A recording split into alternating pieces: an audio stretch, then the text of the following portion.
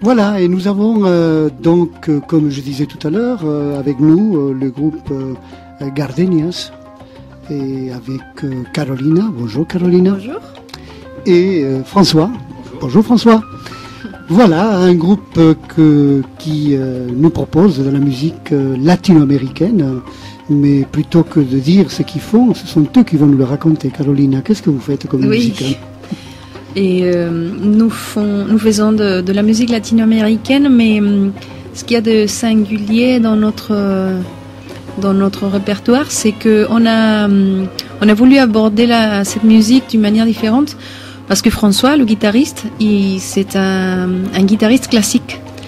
Alors moi, ça fait un petit moment que je interprète de la musique surtout brésilienne. Et il y avait toute une partie de cette musique que je n'avais pas abordée. Je ne trouvais pas forcément le partenaire avec qui travailler un spectre de musique qui était plus proche de la musique classique. Donc j'avais déjà énormément écouté du Baden-Powell. Et pour ceux qui connaissent ce musicien, et savent qu'il a toujours fait un lien entre justement la musique classique et la musique de son pays, la musique brésilienne. Donc cette rencontre a été justement très une bonne opportunité pour justement aborder toute cette musique. J'avais très envie d'interpréter des morceaux dans la manière où il interprète Baden-Powell et notamment quelques chanteuses qui se sont un petit peu éloignées de la samba et de la bossa nova un peu plus proche du jazz pour donner sens à un autre type d'interprétation. Je sais pas ce que tu en penses, François. Ouais, absolument, non, mais c'est très bien dit. C'est ça en fait. Donc, nous, on s'est rencontrés il y a à peu près un an. Et moi, je suis tombé complètement amoureux de cette musique. Et donc, de cette union, en fait, est né un duo qui s'appelle donc le duo Gardenias. Et ça symbolise vraiment la rencontre entre la guitare classique, donc mon origine, et ma culture, et le chant sud-américain. Et c'est ça qu'on essaye de... On a mis du temps en fait à se trouver. Aujourd'hui, je pense qu'on a un petit peu trouvé notre registre, ouais, et notre répertoire, notre registre, et aussi ce qui est possible et ce qui est pas possible. Donc en fait, c'est beaucoup un jeu une recherche de...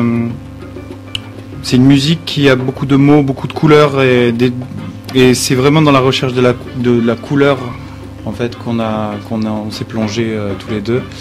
Et voilà, donc aujourd'hui ça donne un duo assez particulier qui est dans la lignée, en effet, comme disait Carolina, de Baden-Powell, un petit peu, qui a fait le lien entre la musique traditionnelle brésilienne et puis la musique classique.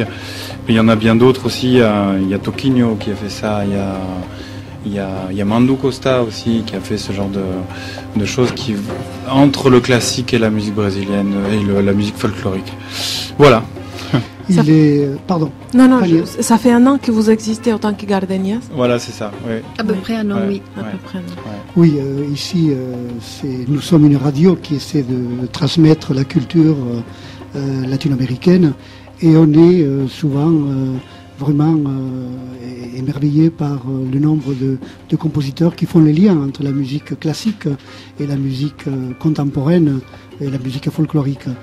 C'est vrai que c'est difficile de l'aborder ici, puisque parfois c'est un peu, je dirais, de la musique un peu culte, mais Villalobos, Ponce, oui. On a évidemment le baroque andin ou le baroque cubain, qui est remarquable. On est à l'époque de Mozart, on a composé la musique très intéressante, des chants de Noël, des musiques religieuses très souvent, et ces choses-là, on les aborde de temps à autre, difficilement certes, oui. Cette radio, mais c'est vrai que ce lien que vous soulignez est un lien qui est historiquement important. Et vraiment, en tout cas, à titre personnel, ça me fait un grand plaisir de vous entendre parler de ces choses-là. Voilà. Merci. Je voulais dire, il y a tout un spectre de musique latino-américaine qu'on connaît bien parce que c'est tout ce qu'on lie à la fête, non, à la danse. mais il y a toute une partie de la musique qui est magnifique et qu'on connaît moins. On a moins l'opportunité justement d'écouter. Tout à fait. Et donc cette récupération, je dirais, de ces sonorités qui sont des sonorités en lien avec l'histoire, avec la tradition et avec les folklores, se double d'une approche, je dirais, un peu plus contemporaine, puisque vous avez un instrument qui est la guitare, qui est un instrument relativement récent par rapport à d'autres, et donc avec un apport, une approche classique. Voilà, c'est ça. Puisque tu nous dis, François, que tu es quand même quelqu'un qui étudie la guitare classique. Alors j'étudie, oui, en effet, parce qu'on étudie toujours la musique. Donc je suis aussi professeur au Conservatoire de Saintes. D'accord. Et voilà, donc donc je continue aussi, je joue avec un flûtiste, je continue à travailler ma musique classique, à travailler la musique classique latino-américaine aussi, parce qu'il y a un énorme répertoire, un répertoire magnifique d'ailleurs. Et donc maintenant, aujourd'hui, j'ai créé ce duo, qui est un duo, en effet, qui est un duo à la fois contemporain, mais avec une identité un peu classique. Voilà.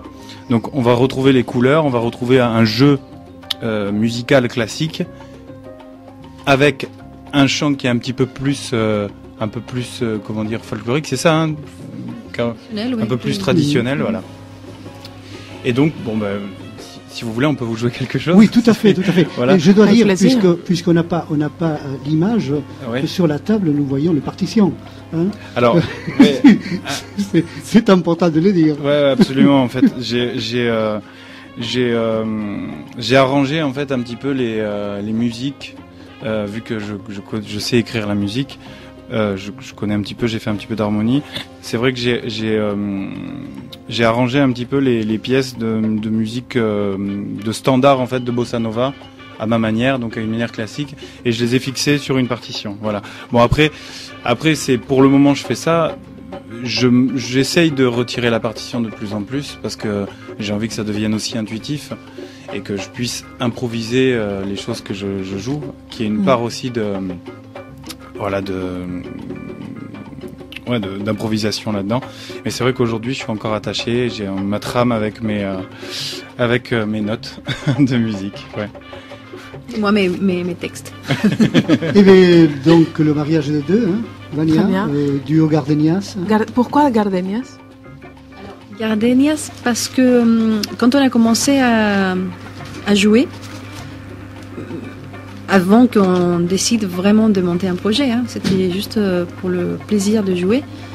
Il y avait une chanson qui nous plaisait beaucoup et c'est d'ailleurs la première chanson avec laquelle on a commencé à monter un répertoire, c'est Dos Gardenias, que c'est un morceau très connu grâce à l'interprétation du groupe de Buena Vista Social Club, une composition de Isolina Carrillo qui a été écrite il y a très longtemps. Et cette chanson-là, j'ai été émerveillée la manière dont il a interprété ce morceau. C'est un morceau, il faut que j'avoue quelque chose, c'est un morceau que j'aime beaucoup, mais que dans ma propre bouche, j'arrivais pas à trouver vraiment une identité. J'arrivais pas vraiment à me approprier de cette chanson. Donc pour moi, elle passait plutôt comme une chanson que j'adorais écouter. Et alors, quand j'ai entendu sa guitare, j'ai pu retrouver une manière d'apporter quelque chose, voilà, et de m'éloigner aussi un tout petit peu justement de la version qu'on connaît tous. Et voilà, donc on doit un petit peu, grâce à ce morceau, l'apparition de notre duo. Donc on a décidé de porter ce nom en honneur à ça. La meilleure version de Dos Gardenias, c'est celle d'Antonio Machín, un cubain. Ouais. Voilà, c'est largement supérieur. Oui. Malheureusement, Ibrahim Ferrer inverse le texte, a une voix vraiment vieillissante et massacre modérément la chanson. Mais c'est mon point de vue. Mais bon, c'est vrai qu'il a permis de la relancer et de la faire entendre. Mais bon, je suis peut-être trop puriste. J'aime bien les deux. En fait, je l'accepte. J'ai écouté cette version, elle est vraiment magnifique. Le mieux, c'est de vous écouter peut-être. Là, les premières, un mono, enregistré en mono dans les années 50 en Espagne. Oui. Pas la version stéréo d'Antonio Machín. Alors nous allons interpréter donc une composition de Antonio Carlos Jobim. c'est un artiste que je admire énormément et que je m'en lasse pas du tout. Et en plus, il a tellement composé de pièces que on peut jamais finir de découvrir des belles choses. Et ce morceau s'appelle Modigne.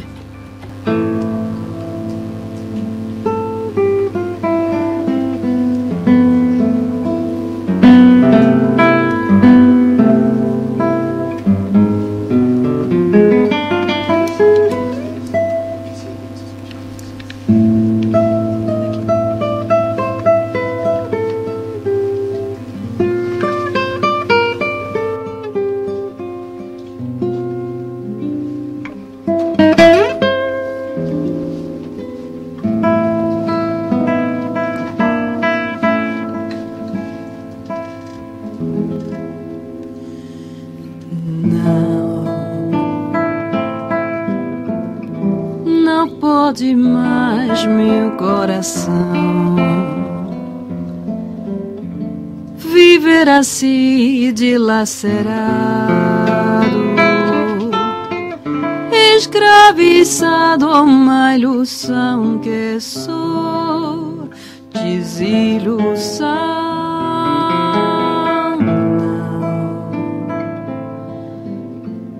Não seja a vida sempre assim,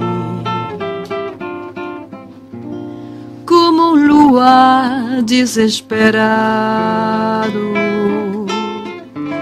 a derramar melancolia em mim, poesia em mim. Vai, triste canção, sai do meu peito e semeia emoção que chora dentro do meu coração.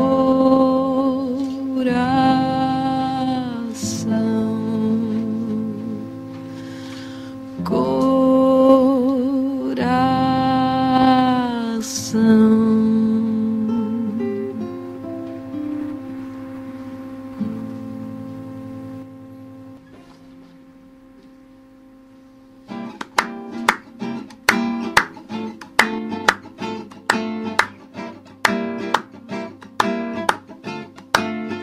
Como un juramento, una foto de familia, yo creo en la cosa más sagrada de esta vida.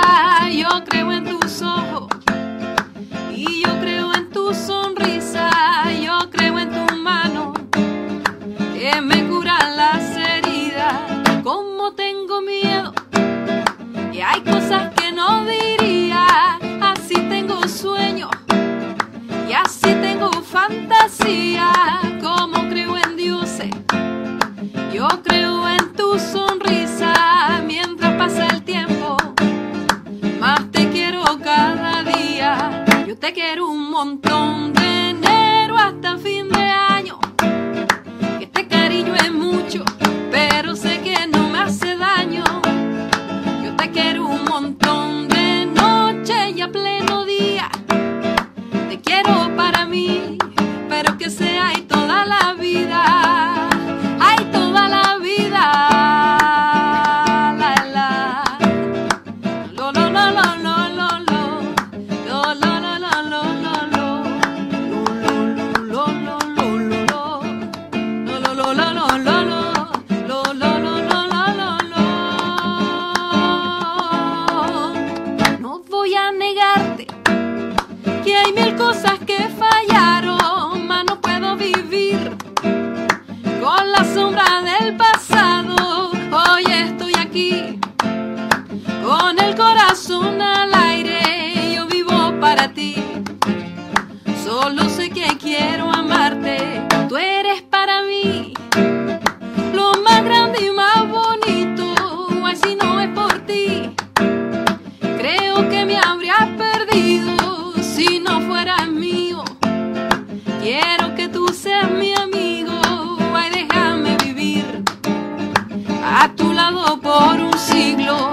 Yo te quiero un montón, de enero hasta fin